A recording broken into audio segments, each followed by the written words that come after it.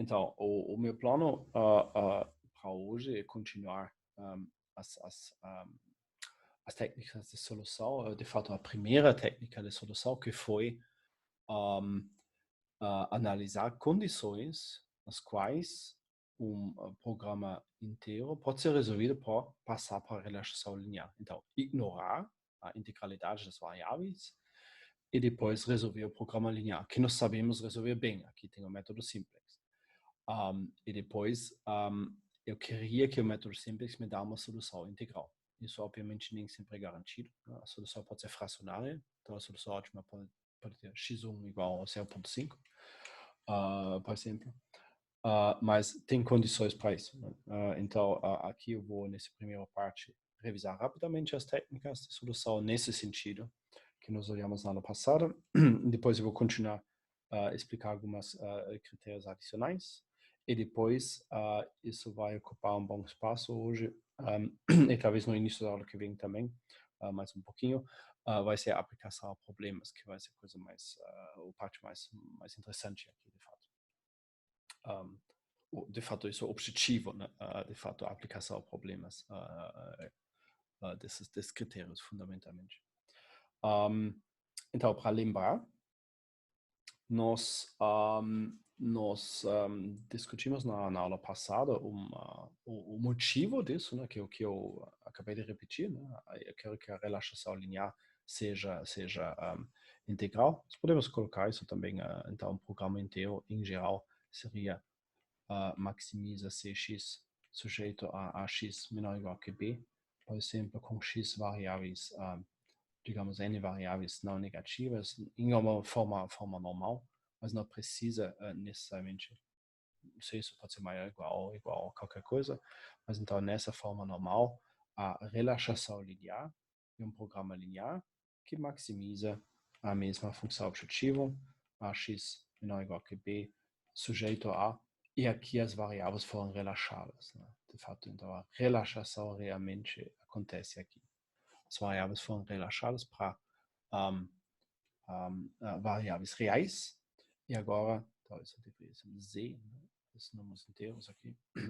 E agora é possível que a solução ótima disso, obviamente, tem variáveis, não sei como que eu acabei de falar, x1 0,5, x2, não sei, 0,7. Então, isso seria uma solução fracionária. Mas o que eu quero, de fato, né, seria a solução ótima, não sei, poderia ser talvez 1 e 0, a solução ótima inteira. Isso é o objetivo. Então, as condições para a relaxação linear, então, resolver o programa inteiro correspondente são interessantes, né? Então, nem sempre, como esse exemplo inventado aqui mostra, isso nem sempre precisa acontecer, mas se acontece, isso é particularmente conveniente. Então, nós chegamos aqui com esse motivo, após uma série de considerações, de fato, na seguinte definição, que diz uma matriz quadrada inteira, unimodular, caso a determinante dessa matriz é menos 1 ou 1. Ou seja, o valor absoluto dessa determinante é 1. E depois nós vamos chamar isso, a coisa central aqui, uma matriz arbitrária, ou seja, aquela matriz com coeficientes com m linhas e n colunas que ocorre em programas lineares. Então, essa matriz é uma arbitrária, essas matrizes aqui, né? Então, uma matriz arbitrária se chama, então, totalmente unimodular, caso cada submatriz quadrada não singular e modular. Ou, em outras palavras, a determinante dessa submatriz quadrada é zero, ou seja, essa submatriz é singular, e caso ela não é singular, ou seja, a determinante não é zero, modular. Ou seja, a determinante tem que ser menos 1. Então, visualmente, se vocês querem assim, eu tenho essa grande matriz A, aqui de alguma forma, e depois eu vou pegar toda a possível submatriz quadrada aqui, né?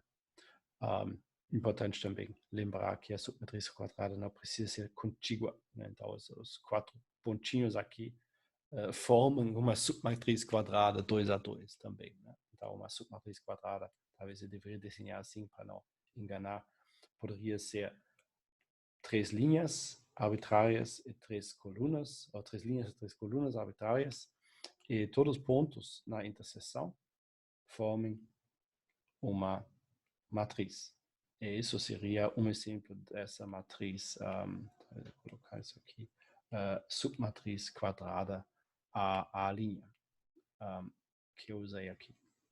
Então, para todas essas submatrizes quadradas que podem ser obtidas por selecionar um conjuntinho de linhas e o mesmo conjuntinho, o mesmo número de linhas e colunas, e pegar os elementos na interseção, tem que ter determinante de 0 menos 1 e 1. Okay?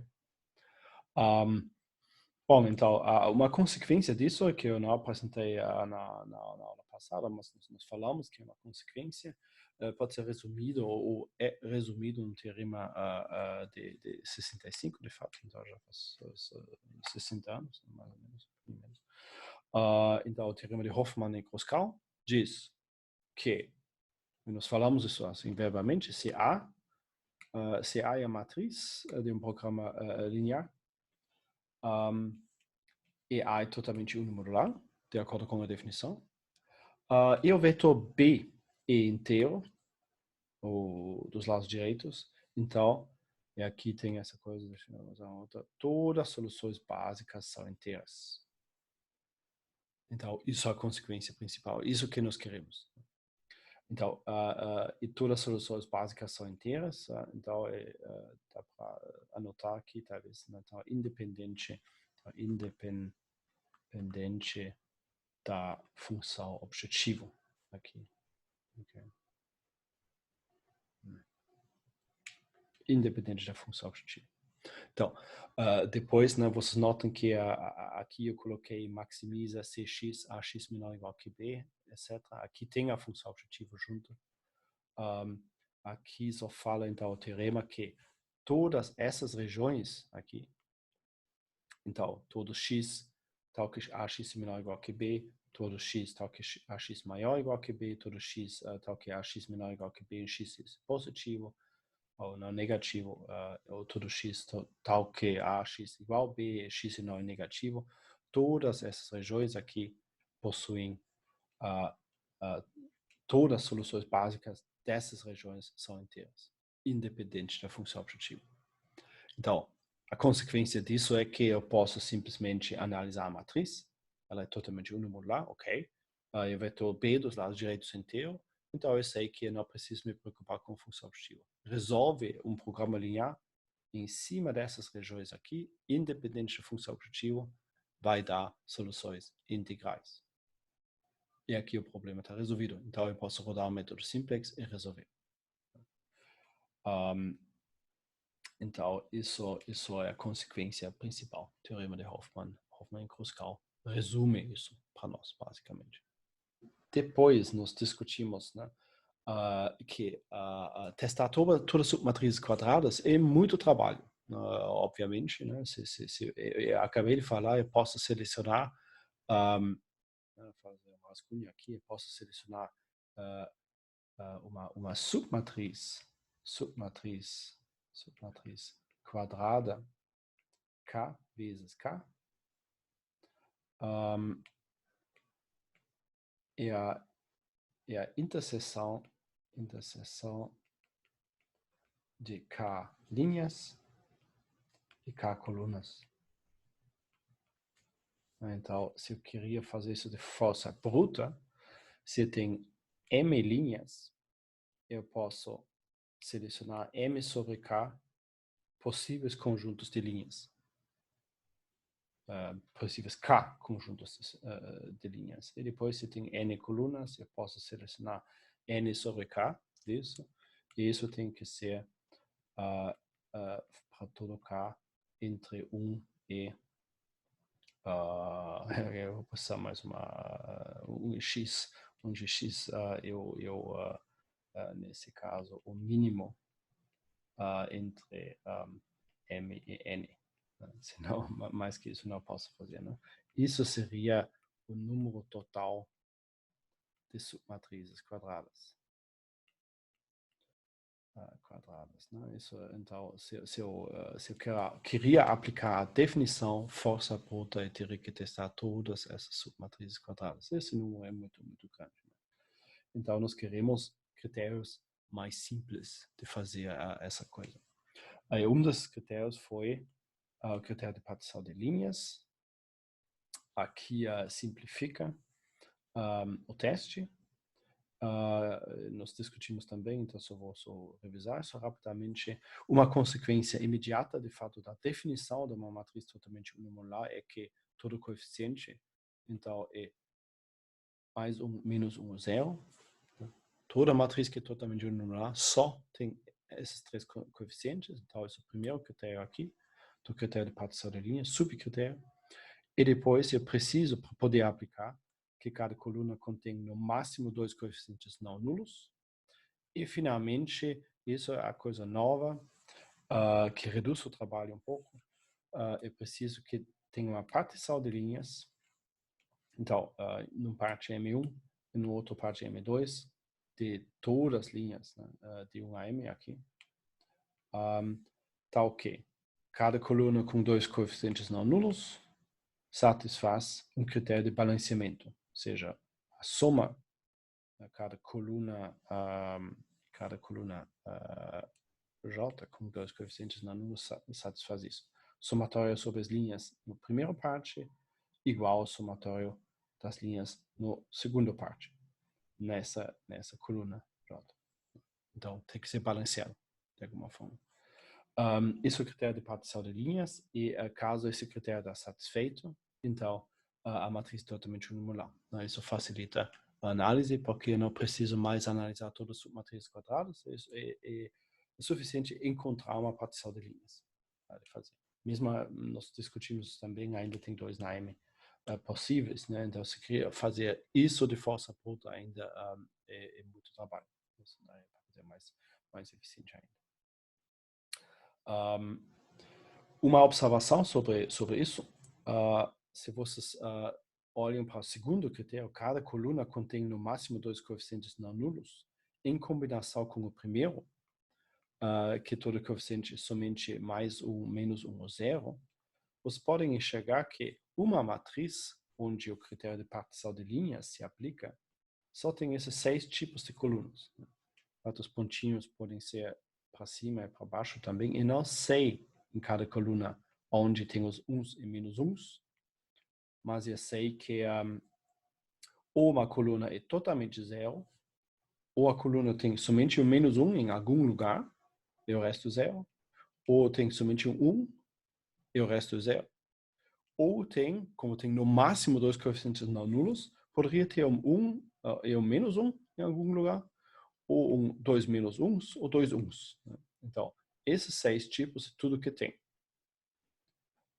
Então, para aplicar o critério de partição de linhas. Né? Tem outras matrizes que são totalmente unimodulares, onde o critério de partição de linhas não se aplica, que tem mais uns numa linha ou coluna. Né? Isso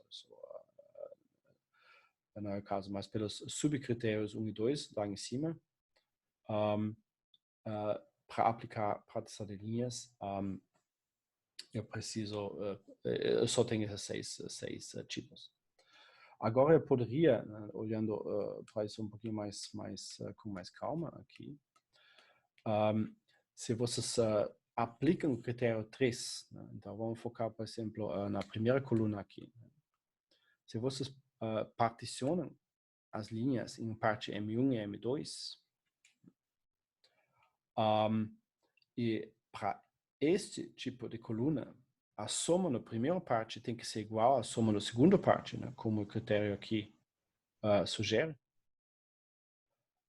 Então, isso quer dizer que os 2 uns não podem cair na mesma parte. Ou seja, talvez eu faça isso em vermelho aqui. Esses 2 uns tem que estar em partes diferentes. Porque se os 2 uns caem numa parte M1, a soma lá vai ser 2, e na outra parte não tem mais nada, vai ser 0. Mesma coisa se aplica para 2 menos 1. Os 2 menos 1, se eles caem na mesma parte, vai somar para menos 2 e na outra parte soma para 0. Então, não pode. Então, os menos 1 também tem que ficar em partes diferentes. Agora, nesse tipo de coluna fica mais interessante, ou diferente, pelo menos. Você tem um 1 e um menos 1. Se eles ficam em partes diferentes, uma parte vai somar para 1 e a outra parte vai somar para menos 1. E aqui não é balanceado. Ou seja, 1 e menos 1 tem que ficar na mesma parte. Então, isso é uma consequência disso. Os demais tipos de colunas podem ocorrer, mas elas não são relevantes para o critério de partição de linhas, porque diz aqui, só para enfatizar isso novamente, talvez uma outra cor aqui, tal que cada coluna com 2 coeficientes não nulos satisfaz o balanceamento. Nem faria muito sentido, porque se tem uma coluna como essa aqui, com um único 1, não tem como particionar as linhas que a soma é igual. Não, 1 vai cair numa parte, e nessa parte a soma dá 1, e o resto vai ser 0. Então, isso não é possível. Então, essas colunas são excluídas. Mas, então, isso normalmente é um critério bem prático de ver isso. Critério de partição de linhas, então, vai olhar, toda matriz é menos 1, 0 e 1. Toda coluna tem no máximo 2 coeficientes não nulos, e depois eu vou analisar coluna por coluna. Caso tenha 2 1s ou 2 menos 1s, tem que cair em diferentes partes. Caso tenha 1 e menos 1, tem que cair na mesma parte. Então, assim, eu posso rapidamente concluir o que acontece. Então, aqui vem um exemplo dessa ideia. Então, eu posso ver que, primeiramente, todo mundo 0, menos 1 ou 1 só, claro. No máximo, 2 coeficientes não nulos em cada coluna. Aqui tem, de fato, nada. 2, 2. Então, o subcritério 1 é satisfeito. 2 não nulos. Eu coloco isso aqui, 2 não nulos. É satisfeito. Critério de balanceamento. No critério de balanceamento, somente colunas com 2 coeficientes não nulos entram. Então, isso não é relevante aqui. E agora, a nossa consideração diz, ok, primeiramente, eu posso jogar a linha 1 no parte 1, sem perder generalidade, né?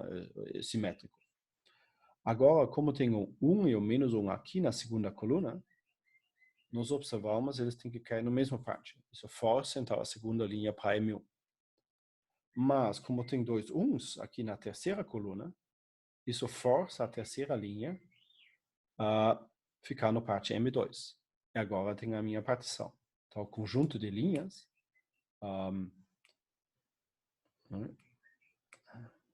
conjunto de linhas, vamos ver isso aqui, conjunto de linhas 1, 2, 3, vai ficar particionado em M1 e M2, onde M1 é 1, 2 e M2 é 3. E com isso, o critério de partição de linhas é satisfeito. Todas as colunas são balanceadas. Okay?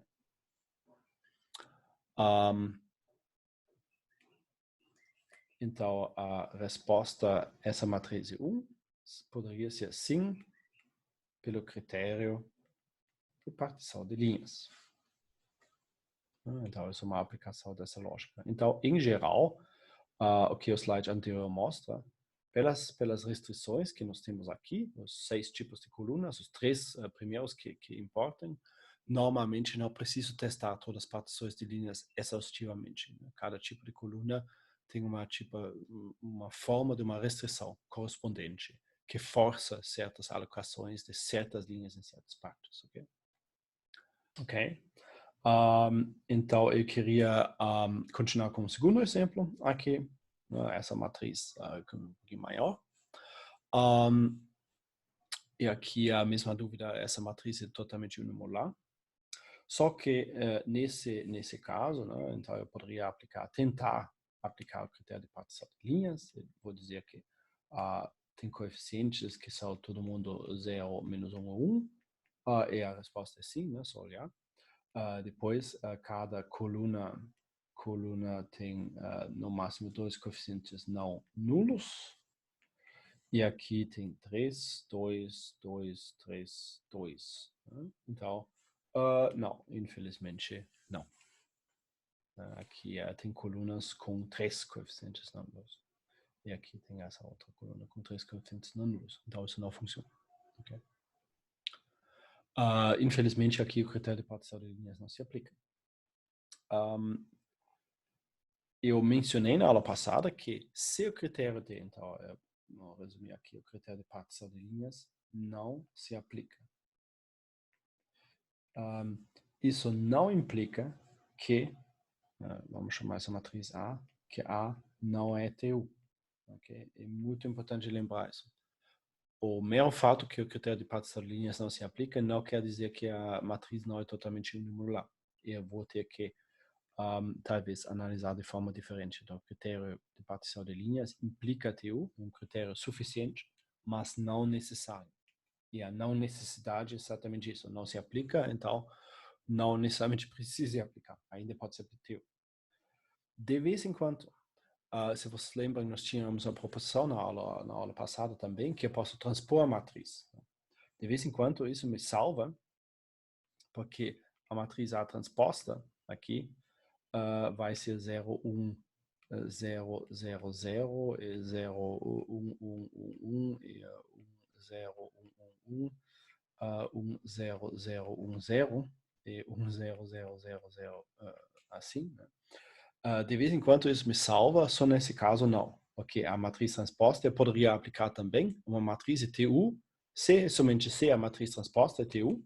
Então, se a matriz transposta tivesse no máximo 2 coeficientes não nulos em cada coluna, eu poderia ainda aplicar só na matriz transposta e depois concluir que a original também é. Só que aqui tem 1, isso tá legal, mas aqui tem 4, e 4, e 2 e 1. Então, isso também não me ajuda. Uma outra forma de dizer isso é que eu poderia aplicar o critério de partição de linhas também para linhas. Então, seria um critério de partição de colunas que balanceia linhas. Isso é nada mais que ir para a transposta. Então, isso é bom lembrar. Então, de vez em quando eu posso transpor e a transposta satisfaz o critério. E depois eu concluo para a matriz original. Nesse caso, infelizmente, não tem como. Essa matriz, nós vamos ver no momento, é TU sim, mas não pelo critério de partição de linhas. Né? Então, isso reforça essa observação, que o critério é suficiente, mas não necessário. Então, isso seria, essa matriz A seria um exemplo de uma matriz que é totalmente unimodular, que não satisfaz o critério de partição de linhas. Nós vamos ver no momento como concluir que essa matriz é totalmente unimodular. Então, eu quero introduzir mais 2 critérios e depois passar para as aplicações, de fato. Um critério que de vez em quando faz sentido aplicar diretamente, eu vou aplicar imediatamente depois para terminar mais um critério, então tem mais 2 aqui, é o critério de Guilloury. Então, o Guilloury é um critério, isso eu queria já mostrar, se somente se, ou seja, caso Guilloury se aplica, eu posso concluir TU a matriz, então é suficiente, mas também funciona na outra direção. Então, caso uma matriz é TU, então o critério de Guilloury se aplica. Isso é diferente do critério de partição de linhas, é suficiente e necessário o critério de Guilloury. Ou seja, isso é uma caracterização alternativa das matrizes TU. Então, eu poderia sempre usar a definição, ou eu poderia usar o critério de Guilloury. Que diz o Guilloury? Bom, aqui está escrito uma matriz CTU. Aqui, C somente C. E agora tem toda essa cláusula aqui, todo subconjunto de linhas R. Tem M linhas aqui. Existe uma partição em R1 e R2, tal que a diferença em cada coluna, J, a diferença dos coeficientes, da soma dos coeficientes num parte, R1, e da soma dos coeficientes na outra parte, R2, e no máximo 1. A diferença está o valor absoluto. Então, a soma na primeira parte e no máximo 1 maior que a soma na segunda parte. Outra vez está igual, outra vez está 1 menor. Mas isso é tudo que poderia acontecer. Okay?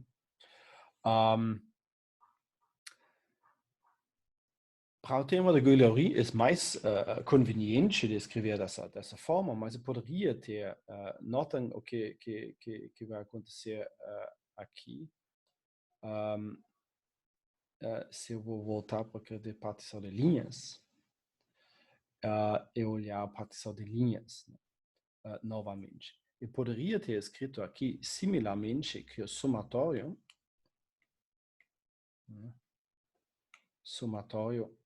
numa parte, menos o somatório na outra parte. Isso é igual a zero, pelo critério. Então, eu poderia ter escrito que o valor absoluto, num primeiro momento, é zero. Okay. O que acontece nas outras colunas? Dos tipos 4, 5 e 6. Aqui a diferença vai ser, no máximo, 1. Então, eu poderia ter escrito aqui que... consigo fazer isso aqui. Essa diferença é no máximo 1 também. E agora eu posso dizer para todas as colunas. Então, nesse sentido, a formulação é equivalente. Só que, muito importante, o critério de partição de linhas é realmente restrito para colunas com no máximo 2 coeficientes não nulos. Isso não acontece mais aqui no critério de Guillory. Então, tem essa formulação de balanceamento mais geral. Eu poderia chamar isso de balanceamento geral. O critério não exige que tenha no máximo 2 coeficientes não nulos, só que seja balanceado. Em contrapartida, também, eu não preciso somente encontrar uma partição das linhas, mas para todo subconjunto de linhas, eu preciso garantir a existência de tal partição. Então, aqui volta o trabalho de novo. Porque a princípio eu tenho 2 na M, você queria fazer de força por de novo 2 na M subconjuntos possíveis, e todos têm que ser particionados ainda, né? Que talvez tenha até 2 na M partições, cada um, caso eu vou selecionar todos M linhas. E para todos então, para todos 2 na M seleções de subconjuntos R, eu tenho que encontrar entre os dois, no máximo 2 na M partições possíveis, uma que está balanceada. Né? Então, isso é um teorema, para resumir, é um teorema bem mais forte, é equivalente com a definição do TU, mas então, em contrapartida, eu vou ter que trabalhar mais para aplicar. Okay? Eu quero aplicar isso diretamente para uma outra forma de matriz que, que nos vai dar, de fato, o critério mais simples que tem, mais simples de verificar. Um pouquinho mais restrito também, mas, então, isso vai ser uma aplicação do critério de Guillory. Né? Eu posso aplicar diretamente, pega todos os subconjuntos de linhas, garante a existência de uma partição cada vez, de alguma forma, mas uma aplicação mais geral é essa aqui. Nós vamos dizer que, aqui entram algumas coisinhas, uma matriz tem a propriedade de uns consecutivos, caso que tem uma codificação disso, né, que para cada coluna, se tem na linha I 1 e na linha I', 1, então para todos K entre I e linha também tem 1. O que quer dizer isso? Isso é mais simples entender no desenho. Né? Então, eu pego uma coluna qualquer, e na linha I tenho 1, e na linha I' tenho 1. Então, para todos K entre I e I' tem que ter 1 também. Então, isso é um bloco de uns. Bloco de uns. Ou uns, né? Bloco de uns. Né? Ou seja, isso são uns. Opa, isso são uns consecutivos. Então, isso é super intuitivo. Uma matriz, então, possui a propriedade uns consecutivos se cada coluna consiste de uns consecutivos. Ou seja, para repetir isso novamente, em geral, na primeira coluna tem uma série de zeros e aqui tem um bloquinho de uns. E depois termina. E a segunda coluna, não sei onde, mas tem uma série de zeros e depois tem um bloco de uns. E depois tem zeros. E a terceira coluna talvez começa com um bloco de uns, por que não? E depois termina com zeros. E a quarta talvez só tem zeros e termina com um bloco de uns. Né? Então, cada coluna tem esse formato. Um único bloco de uns, né? Porque se tivesse dois blocos de uns, esse aqui, por exemplo, esse aqui, né? O critério de uns consecutivos está dizendo que se tem um aqui e tem um lá, entre eles tem que ter um também. Então, esse buraco vai ser enchido de uns.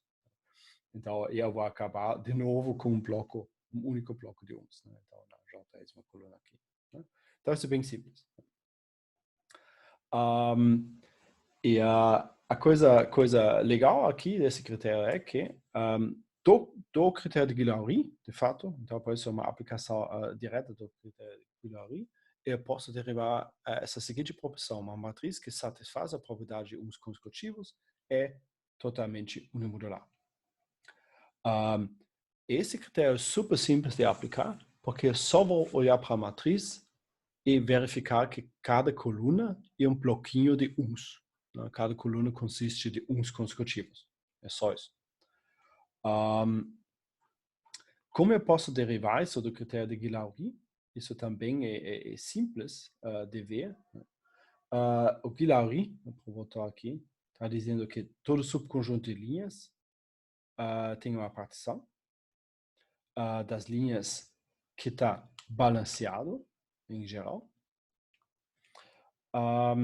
Então, para a prova, ou para um rascunho da prova, eu posso primeiramente observar um subconjunto, então, um subconjunto de linhas, conjunto de linhas de uma matriz que satisfaz uns consecutivos, subconjunto de linhas, ok. Um subconjunto de linhas de uma matriz ainda ou ainda satisfaz essa propriedade de uns consecutivos. Vocês podem ver isso aqui, por exemplo, por pegar algum subconjunto de linhas qualquer. Então, se vocês pegam algum subconjunto de linhas aqui, esse subconjunto aqui, aqui, né? Em cada coluna, olhando isso separadamente, vai fazer uma amostragem de zeros e uns. Né? Mas vai então pegar alguns zeros e pegar alguns uns e vai continuar a ser uns consecutivos. Né? Então, subconjunto de linhas R, né, como o critério de Guillory precisa, me dá uma nova matriz de uns consecutivos. Né? E depois eu posso fazer uma partição em linhas pares e ímpares. Isso seria basicamente a prova disso aqui. Né? Isso porque, né, se vocês novamente pegam uma matriz de uns consecutivos, então vamos pegar um bloco qualquer, série de zeros e depois alguns uns. E depois eu vou fazer uma partição em que cada segunda linha está no subconjunto R1, na parte R1, e cada outra linha está na parte R2, né, dessa forma aqui. É simples de ver que é somatório dos coeficientes em cada coluna possível, né? Das linhas na parte R1 e subtraído, né, pelos coeficientes no segunda parte e no máximo 1. Porque eu vou pegar alternadamente ou zeros dos dois ou uns, né? Esse bloco de uns. Então, nesse caso, um bloco de 4 uns, 2 uns vão cair na parte R1 e 2 uns vão cair na parte R2. Né? Caso tiver um bloco, vamos fazer um outro exemplo aqui com 5. Então, tem 1, 2, 3 que vai cair na parte 1 e os demais vão cair na parte R2 nesse caso. E aqui a diferença vai dar 1 ou menos 1, né, em função de esse bloco começar. Né? Então é simples de ver, ou simples de aplicar o critério de Guillory para matrizes de uns consecutivos e dizer, ok, subconjuntos de matrizes, subconjuntos de linhas de matrizes de uns consecutivos são ainda matrizes uns consecutivos e depois sempre a partição em linhas pares e ímpares vai funcionar. Vai balancear no sentido que a soma dos coeficientes em cada coluna, numa parte e na outra parte, difere por no máximo 1. Então, isso seria basicamente a demonstração, a aplicação do Guillory para derivar uns consecutivos. Eu queria resumir, talvez, nesse cantinho aqui, então, o que nós temos como todo. Nós temos a definição das matrizes TU. Nós temos uma caracterização equivalente, que é o teorema de Guillory. Então, eu posso aplicar o Guillory ou a definição base. Depois, nós observamos que o Guillory implica uns consecutivos. De fato, não deveria... o teorema de Guillory implica uns consecutivos, mas uns consecutivos, então, se essa propriedade é satisfeita, a matriz é TU. Mas isso não funciona na outra direção. Né? Então, se uma matriz satisfaz o critério de uns consecutivos, ela é TU, mas não vice-versa, não necessariamente. Então, uns consecutivos também é um critério suficiente, mas não necessário. Aquela matriz aqui, por exemplo. No primeiro exemplo, que já demonstramos via partição de linhas que é TU, obviamente o critério de uns consecutivos não se aplica aqui, porque tem um menos 1. Então, isso mostra que uns consecutivos é suficiente, mas não necessário. E, além disso, então, eu coloco isso aqui do lado, nós temos o critério de partição de linhas, que também foi um critério suficiente, mas não necessário. Então, para demonstrar que uma matriz é TU, de forma positivamente, né? Mas eu coloco isso assim, positivamente, eu posso ou aplicar uns consecutivos, ou partição de linhas, ou ainda a definição, o critério de Guillory. Então, mostrar TU. Mas, para demonstrar que uma matriz não é totalmente unipolar, eu posso, eu posso, nesse caso, somente usar o critério de Guillory ou a definição. Né? Então, aqui seria para mostrar que uma matriz não é TU. Aqui, uns consecutivos e partição de linhas não servem. Se os critérios não se aplicam, não quer dizer que não é TU. Só para enfatizar isso de novo. Então, para demonstrar que uma matriz não é totalmente unimodular, eu posso exibir um contra-exemplo. Então, exibir uma submatriz quadrada com determinante, submatriz quadrada, vamos chamar a linha, com determinante a linha não em menos 1, 1, 0. Ou ainda aplicar, isso seria via definição, ou aplicar Guillory. Então, exibir um subconjunto de linhas tal que não existe uma partição balanceada. De acordo com a definição, lá em cima. Ou seja, uma partição das linhas em R, tal que a diferença da soma dos coeficientes nos partes em cada coluna e no máximo 1. Okay? Uma terceira possibilidade, vou chamar essa RL, para uma dada função objetiva, né? Exibe, então, uma função objetiva Cx, tal que a solução é fracionária. Porque se uma matriz é totalmente unimodular, nós temos a garantia pelo teorema de Hoffmann e Kruskal que todas as soluções são inteiras. Logo, se eu consigo encontrar uma direção da função objetiva, tal que a solução ótima é fracionária, então eu sei que a matriz não pode ser totalmente unimodular. Então isso também seria um contra-exemplo. Okay? Bom, então esse cantinho, de fato, está resumindo a nossa discussão dos critérios, e aqui isso termina esse bloco, aqui não tem mais. Então, para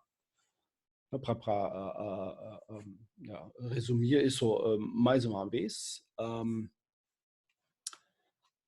uma forma de resolver um PI é passar para a relaxação linear e garantir que a relaxação linear sempre tem soluções inteiras. Uma maneira que nós encontramos aqui é que a matriz é totalmente unimodular, os lados direitos são inteiros, então pelo teorema de Hoffmann-Kruskal eu tenho exatamente isso. Né? Então para qualquer direção da função objetiva, os pontos extremos são integrais, são números inteiros. E depois nós exploramos esse espaço de definições alternativas. Né? Eu posso aplicar o teorema de Guillory, eu posso aplicar uns consecutivos ou partição de linhas para demonstrar isso. Sim, nós podemos ainda pegar esse exemplo aqui. Né? Notem que o critério de partição de linhas aqui não se aplicava, mas notem que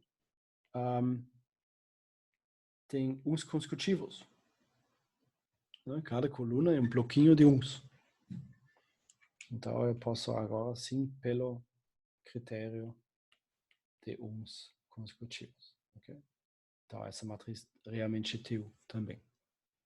Outro critério. Eu vou continuar com aplicações.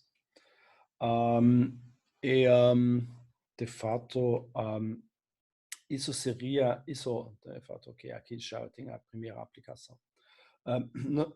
Nós vamos ver através de um exemplo o que eu quero fazer na prática, mas para assim, para explicar isso, o que eu fiz para fins de exemplos aqui, pegar uma matriz como essa e analisar se essa matriz tem a característica de ser TU ou não. E aqui isso me daria a informação que para todas as funções objetivas tem soluções integrais. Mas isso não é tão interessante se quer resolver com uma função objetiva específica. Porque então, para um problema concreto, com uma matriz concreta, com lados direitos, função objetiva concreta, eu simplesmente poderia rodar o método simples e ver se a solução é integral. Caso sim, ela é ótima. Caso não, fracionária, eu tenho que resolver o problema de outra forma. Então, o que é muito mais interessante é aplicar isso para problemas. Né? Problemas como cobertura por conjuntos. Esse é o primeiro problema que eu quero discutir aqui. Né? A cobertura por conjuntos então, é um problema no sentido que tem uma classe de instâncias, tem uma formulação única e eu queria garantir ou não que para todas as instâncias do problema eu posso resolver o problema via programação linear de forma simples ou não. Então, isso vai ser a aplicação que nós queremos fazer em geral. Isso vai ser muito mais interessante que aplicar para um único problema específico, ou uma única instância de um problema específico. Aplicar para um problema, uma classe de instâncias, e garantir que sempre funciona. Então, aqui vem o primeiro, né? Cobertura por conjuntos. Eu não sei, vocês conhecem cobertura por conjuntos? Já? Talvez alguém já ouviu? Não, parece que não.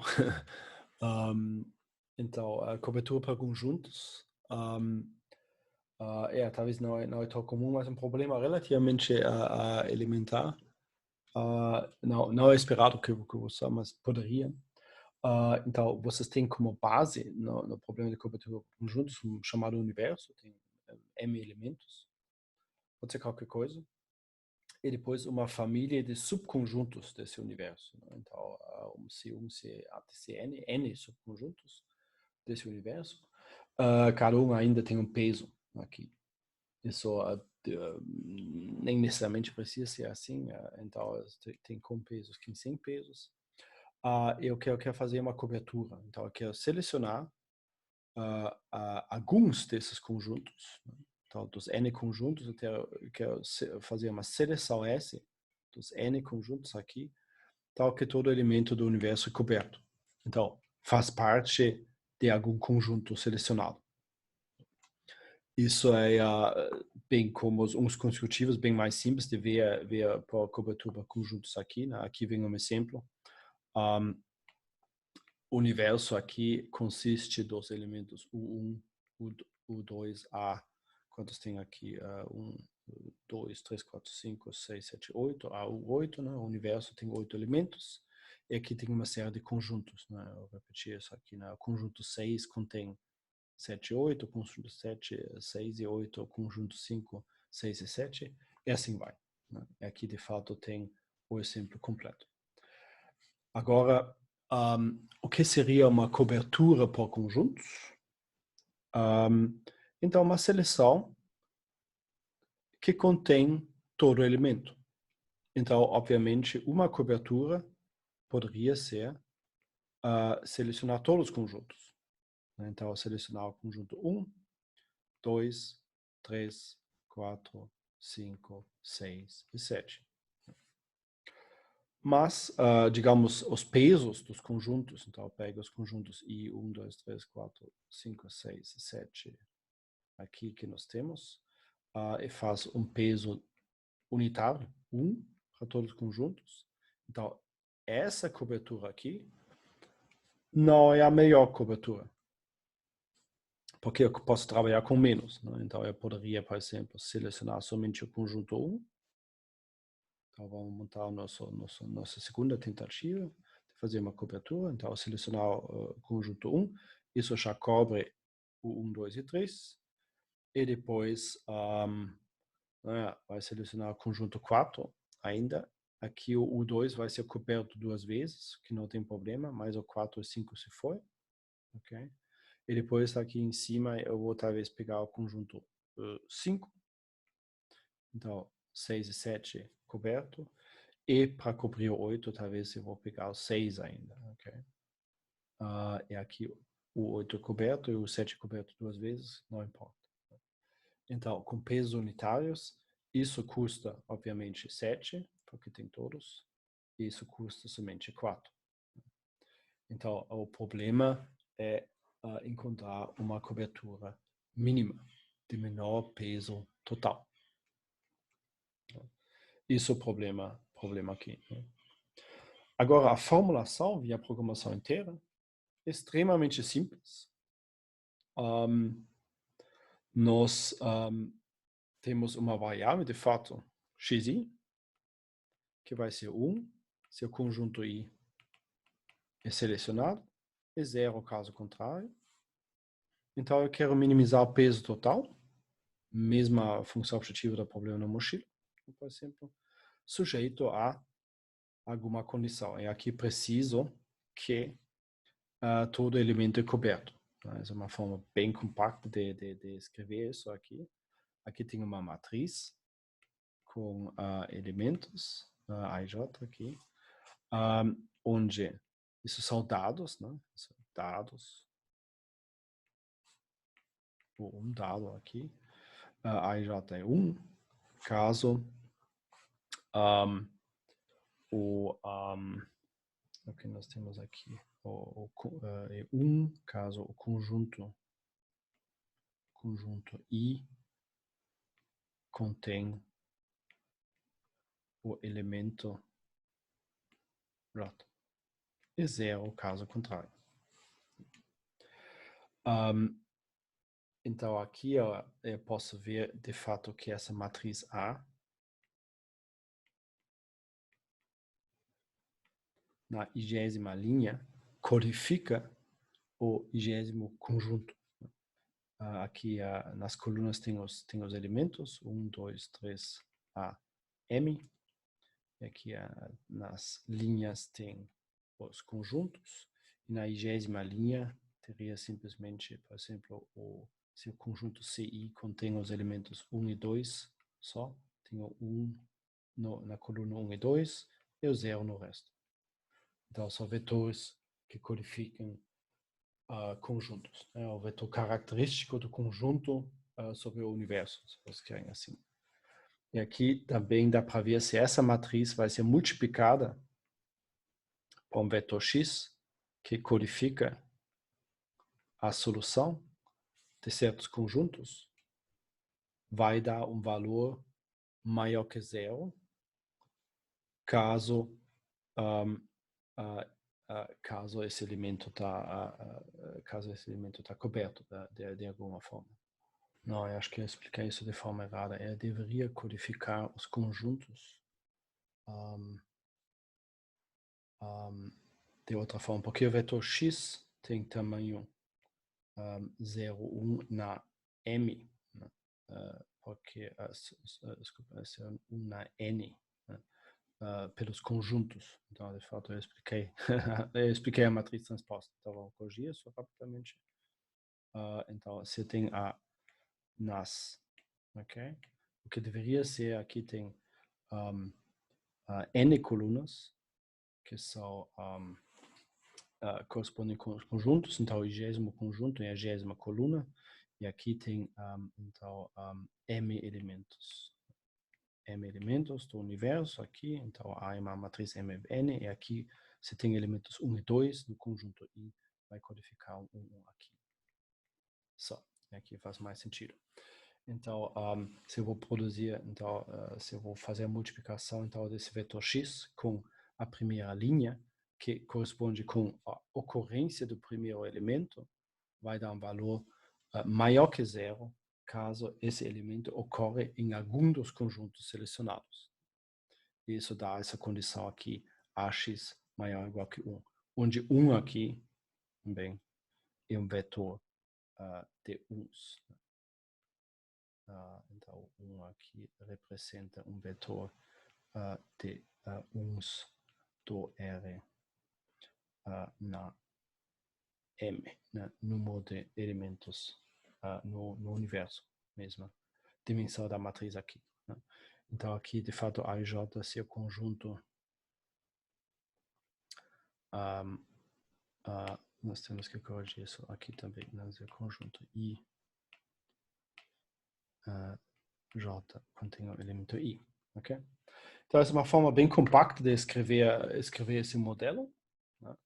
Mas é basicamente simples, uma seleção de conjuntos, o conjunto é selecionado, não? E depois eu conheço os conjuntos, então para cada conjunto eu vou poder também contar para cada elemento, eu vou poder contar o número de conjuntos selecionados que contém esse elemento, e para cada elemento isso tem que ser pelo menos 1, né? Isso é a definição de uma cobertura. O ponto aqui do exemplo agora é qual a complexidade desse problema. Eu posso resolver isso de forma eficiente ou não. E notem aqui, tem variáveis em uma formulação via programação inteira. Aqui tem variáveis booleanas de 0 e 1.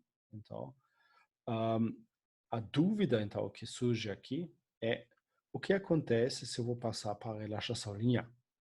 Então, se eu vou minimizar, deixa eu escrever isso de forma compacta também, Px, sujeito a AX maior ou igual que 1, mas X agora pertence aos RNAs mais positivos, né? Tem limites inferiores. Né? Isso seria a relaxação linear.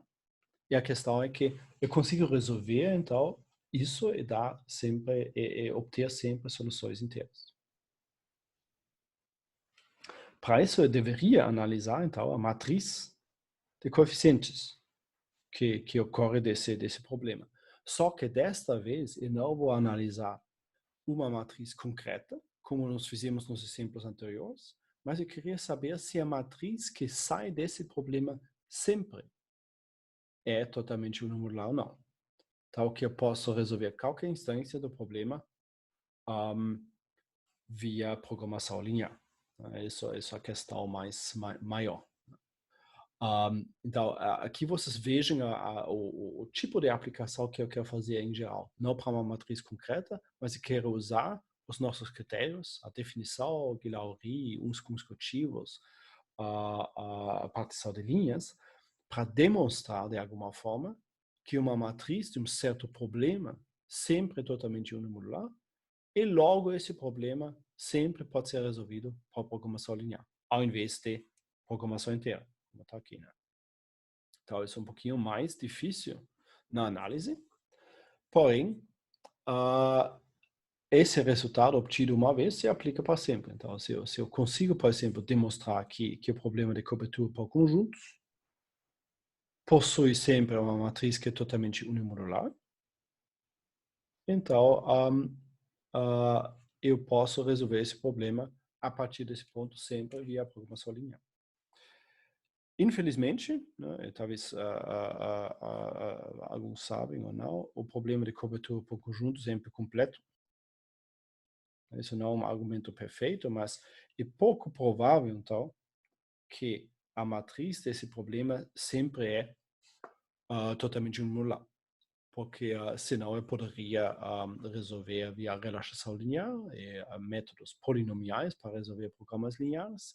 Isso demonstraria também que a cobertura por conjuntos faz parte da classe P, né? Então, de problemas que possuem soluções em tipo polinomial. Que não é provável, sabendo que o problema de cobertura por conjuntos, em geral, é MP completo. Então, isso seria um argumento basicamente por engenharia reversa, né? que eu poderia argumentar que é pouco plausível, que é, mas nós podemos olhar isso também diretamente. Né? Em geral, se eu quero aplicar isso para um problema, eu tenho duas possibilidades. Né? Ou eu mostro que a matriz não é totalmente unimodular, pode ser um contra-exemplo. Tem uma submatriz quadrada, por exemplo, que não tem determinante 0, menos 1 ou 1. Ou, caso isso falha, eu vou para o outro lado e tentar demonstrar que a matriz sempre é totalmente unimodular. Né? Também para aplicar um desses critérios que nós temos. Né? Então, essa é uma questão em aberta que eu preciso analisar. Uma boa ideia sempre é iniciar por um exemplo. Né? Então, eu poderia aqui pegar esse exemplo que nós tínhamos, né? Com 8 elementos, esses 7 conjuntos aqui, e escrever a matriz correspondente. Aqui é a mesma coisa que nós discutimos antes, né? As linhas codificam os 8 elementos. Então, aqui tem elemento 1, 2, 3, 4, 5, 6, 7 e 8. E as colunas codificam os conjuntos. Então, aqui tem as 7 conjuntos. Então, eu poderia ver novamente que o conjunto 1, por exemplo, contém os elementos 1, 2 e 3. E os demais não. Bem como aqui no desenho contém 1, 2 e 3. Né? Então, a questão se o nosso problema de cobertura por conjuntos, então minimizar Px sujeito a Ax maior ou igual que 1, e sempre possui soluções inteiras, então para aqui reais positivos, sempre possui soluções inteiras, pode ser resolvido por ver se a matriz, né, essa matriz A, então, A é totalmente unimodular ou não. Porque os lados direitos, né, isso já posso verificar, é um vetor de uns. Então, os lados direitos são uns, então isso já é satisfeito. Então, caso A é totalmente unimodular, eu posso dizer sim, a relaxação linear sempre resolve o problema na integralidade.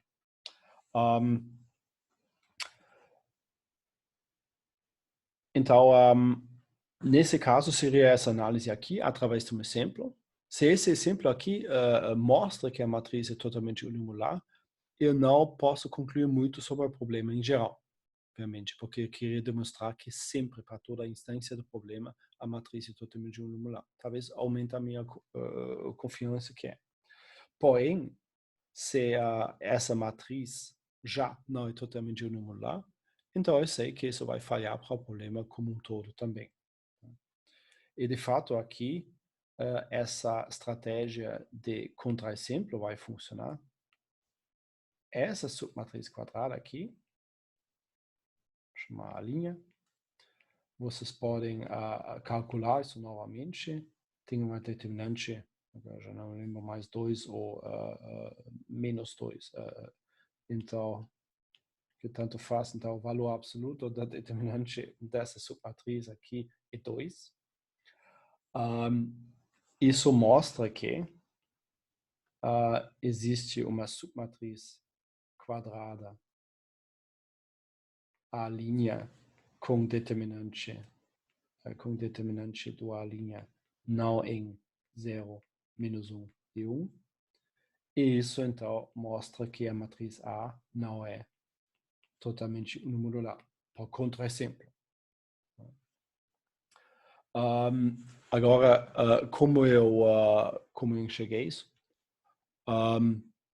Bom, o critério, a definição dessa matriz totalmente unimodular só diz que tem que ser satisfeita por toda submatriz, então eu tenho que encontrar uma que mostra que não é. Eu poderia fazer isso sistematicamente para todas, para ver isso, ou talvez eu vou treinar o olho para ver essas submatrizes quadradas.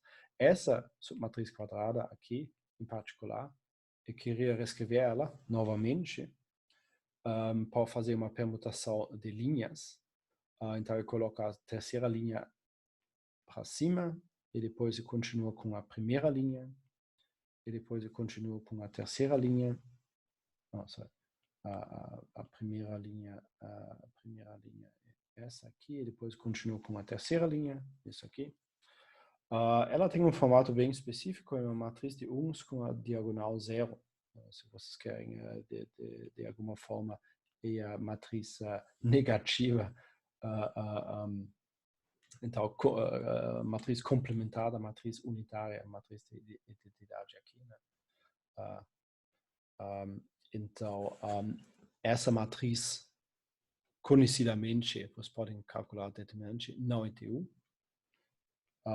Então, essa matriz muitas vezes serve como contra-exemplo.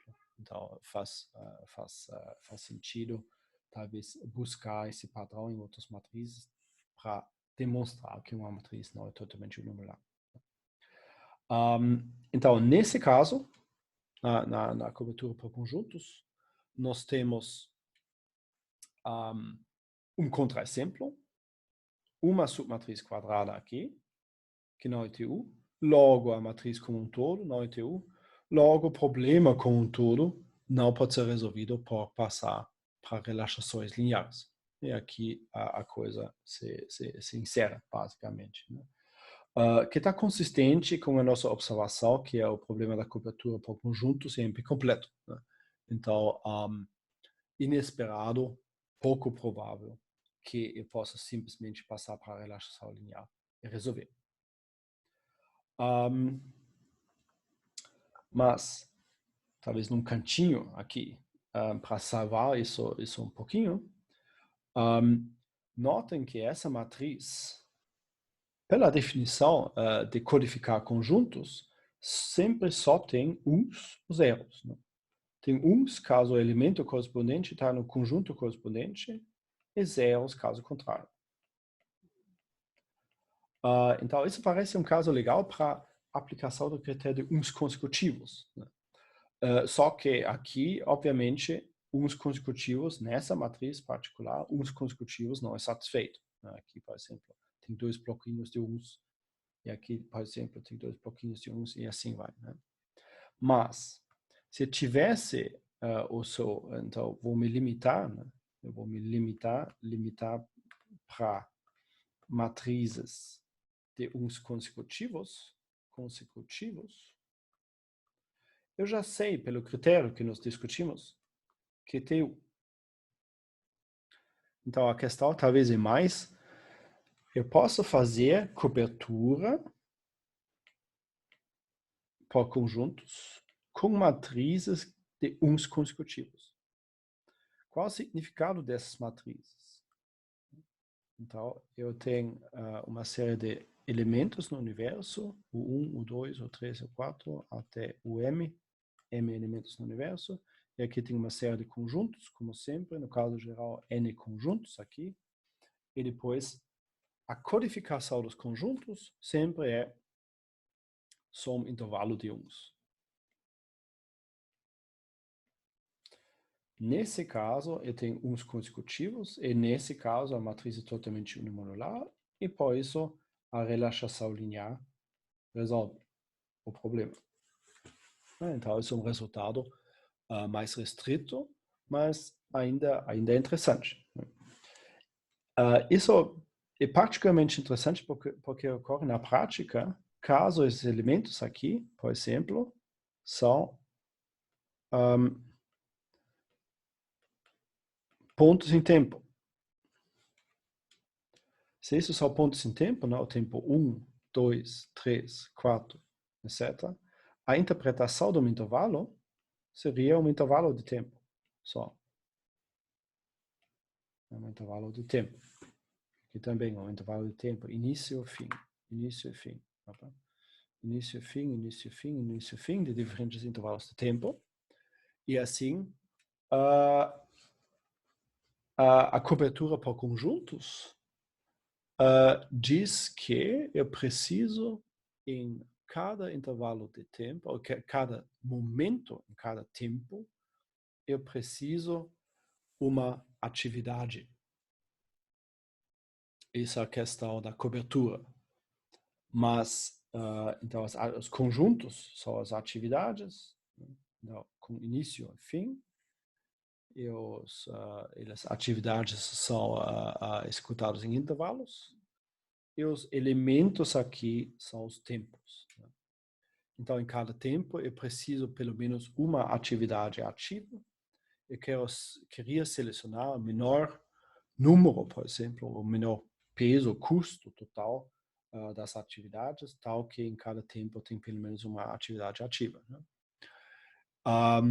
Isso tem aplicações diretas, por exemplo, se vocês querem, não sei, guardas 24 horas, né? Então tem 24 elementos para cada hora um. Cada guarda inicia numa hora completa e termina numa hora completa, mas tem diferentes intervalos de trabalho e tem diferentes salários, digamos. Então, vocês querem uma cobertura 24 horas de menor custo total. Isso pode ser formulado para um problema de cobertura por conjuntos de intervalos de tempo. Mas a matriz que sai desse tipo de problema, porque os intervalos são contíguos, é uma matriz de uns consecutivos. Ela então é TU e pode ser resolvida via relaxação linear. Então, isso aqui, esse cantinho mostra um subcaso, um caso particular do problema da cobertura por conjuntos, que pode ser resolvido em tempo por relaxação linear. Então, por consequência também em tempo polinomial. Né? Então, um caso particular de um problema, do problema de cobertura em conjuntos que pode ser resolvido. Né? E uma aplicação do critério de uns consecutivos. Bom, então, essa foi uma série de coisas aqui. Eu queria, só para um passo atrás, para refletir novamente o que nós fizemos, então, nesse caso. Né? Vou repetir o que eu já falei no início com o motivo, mas agora com um exemplo completo, talvez faz mais sentido, mais evidente. Né? Então, nós pegamos aqui um problema, cobertura por conjuntos, que tem muitas aplicações em muitas instâncias, né, em função dos conjuntos variáveis. E nós tentamos analisar o problema como um todo, com essas técnicas. Então, nós fizemos um modelo matemático, nós passamos para a relaxação linear, E nós olhamos se essa matriz aqui e os dados correspondentes sempre dão soluções inteiras para poder resolver de forma eficiente. Depois nós concluímos por analisar um exemplo concreto que tem um contra-exemplo aqui, que estraga o exemplo, que estraga a generalidade da solução. E isso seria a análise de um problema, basicamente. Problema de cobertura por conjuntos, não dá para resolver. Para não sair com mãos vazias, nos restringimos para conjuntos que são intervalos e nos repetimos essa análise. E nesse caso, sim, nós conseguimos concluir sempre para qualquer instância desse problema com conjuntos contíguos, intervalos, que tem. Então, nós conseguimos salvar um caso. Né? Então, aqui, de fato, nós temos um resultado geral. Sempre se tem intervalos, eu preciso fazer uma cobertura por intervalos, se vocês querem assim, eu posso resolver de forma eficiente via técnicas de programação inteira e linear. Okay? Esse é o tipo de coisa que importa mais para a prática, ter uma garantia para um problema como todo e analisar um problema como todo. Né? Isso é necessariamente um pouquinho mais abstrato, porque não falo com matrizes sobre matrizes concretas, exceto no caso de contraexemplos, como aqui. Mas em contrapartida também é mais abrangente, é um resultado mais geral.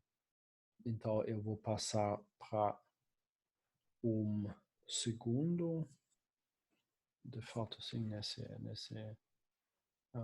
vai ser o último exemplo aqui. Então, nos últimos minutos eu vou dar mais um exemplo de uma análise desse tipo, que vai ser o problema dos caminhos mais curtos, que eu acredito, mas eu não me lembro com certeza se nós já formulamos isso. Caminhos mais curtos é simples de entender, né? Tem um grafo direcionado, custos nos arcos, e qual o caminho mais curto entre dois vértices ST dados. Né? Isso nós podemos visualizar rapidamente aqui no cantinho. Então tem um grafo com uma série de vértices, entre eles um vértice origem e um vértice destino T, e depois uma série de arcos que podem ser arbitrários. Então no meu exemplo é assim, o grafo faz sentido que ele está conexo de alguma forma, talvez assim, mas poderia ser um pouquinho mais para lá, só. E depois tem distâncias, custos nos arcos.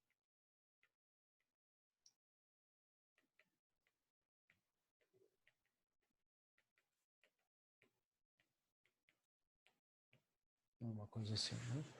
Então, o objetivo, obviamente, então, é encontrar o caminho mais curto, que não sei, isso poderia ser o caminho, né, de comprimento então, 15.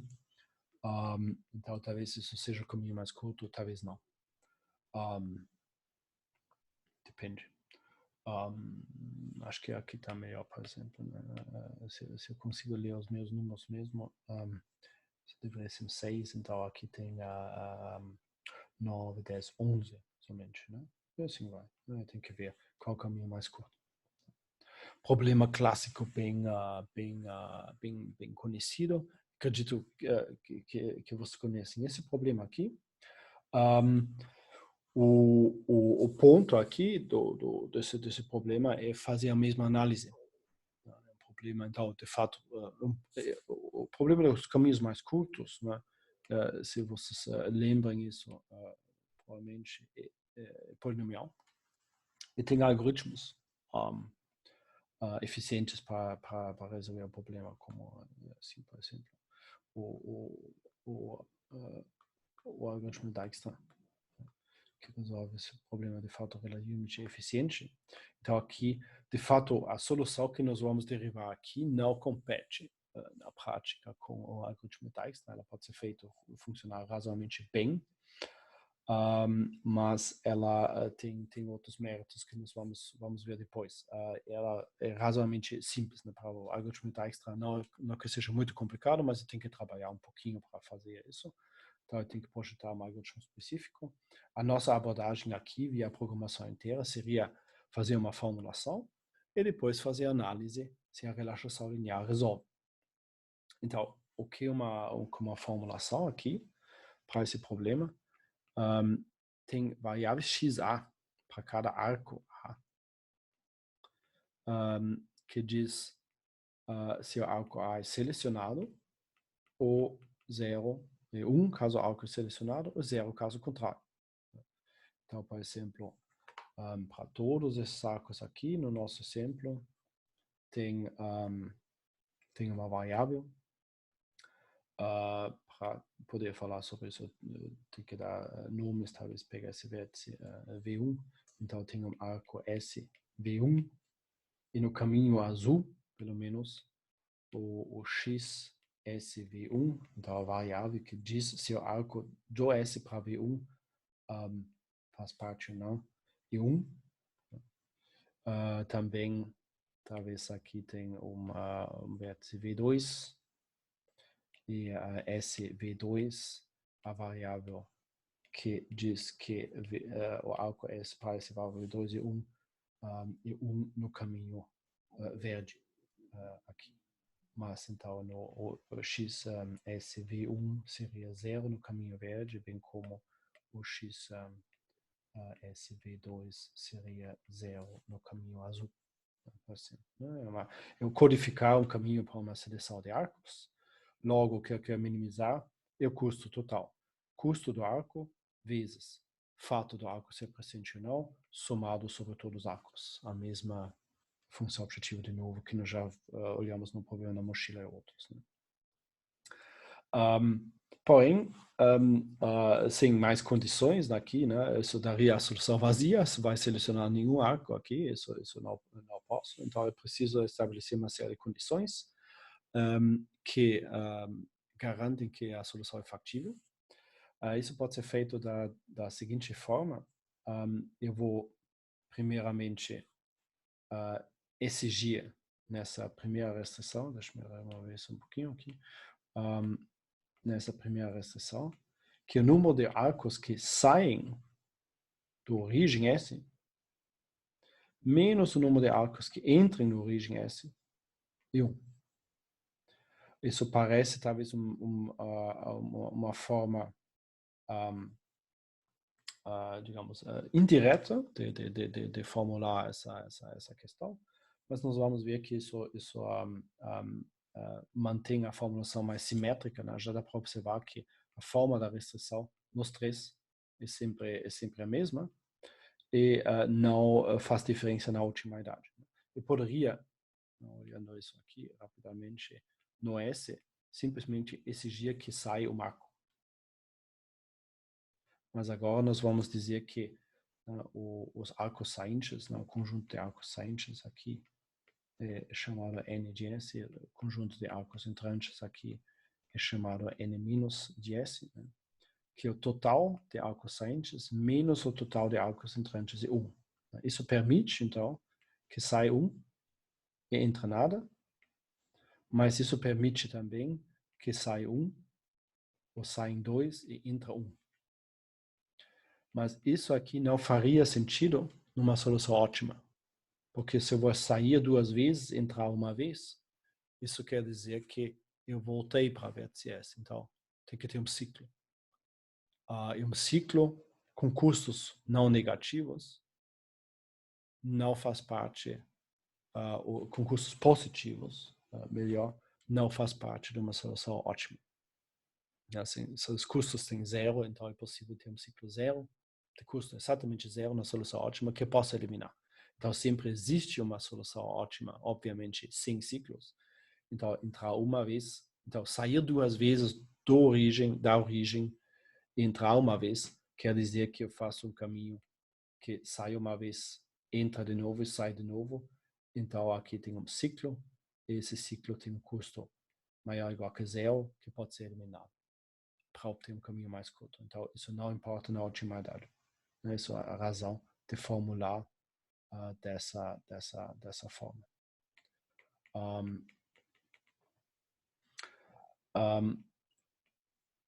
Uma vez feito isso aqui, o resto é bem similar. olhando para a terceira restrição, primeiramente, onde na primeira eu falei que tem que sair pelo menos um a mais que entra na origem, a terceira vai dizer que tem que entrar pelo menos uma a mais que sai no destino T. Então pode entrar um, ou poderia entrar duas vezes, sair uma vez, mas aqui é o mesmo argumento, né? Uma solução ótima, isso quer dizer, eu entro aqui uma vez, eu vou sair de novo, entro depois de novo, e aqui tem um ciclo de custo maior ou igual que zero que pode ser eliminado. Então, isso na otimidade não vai acontecer. Nós vamos permitir isso para manter essa formulação mais simétrica. Para todas as demais restrições, o balanceamento aqui é simplesmente zero. Um vértice intermediário qualquer, ou entra nada, e sai nada, ele não faz parte do caminho mais curto, ou entra uma vez e sai uma vez.